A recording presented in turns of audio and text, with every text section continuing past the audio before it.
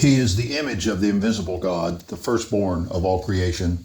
For by him all things were created, in heaven and on earth, visible and invisible, whether thrones or dominions or rulers or authorities. All things were created through him and for him. And he is before all things, and in him all things hold together. And he is the head of the body, the church.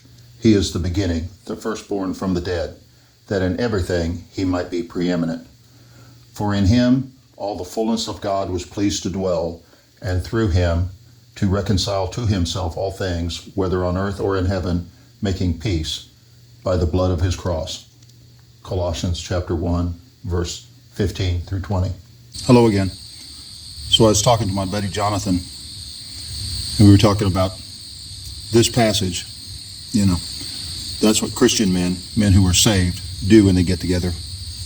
They talk about spiritual things. They talk about the Bible. And we were talking about this. And it's very interesting there where it says Jesus is the firstborn of all creation. It says the firstborn in the church. That word firstborn, prototokos, it isn't talking about the oldest of the children. You know, my oldest brother's name was George. And it isn't talking about that. And it isn't simply talking about the one who is heir to the inheritance. It's talking about preeminence, priority.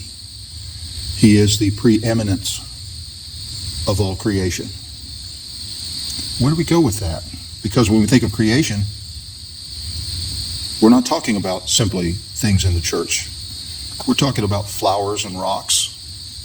We're talking about comets and planets.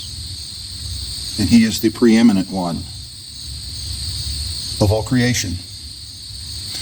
You think of this camera that I'm looking at, this axe that I'm holding here, Bruce. These are created things. Jesus is preeminent of all creation. Well, you know what's similar about this axe and this camera and this hat I'm wearing? That we normally don't think about? We think of these as individual things and separate things. But they're not as separate as we might suppose, and we know this because we know all these things are made up of atoms. Atoms, the reality of atoms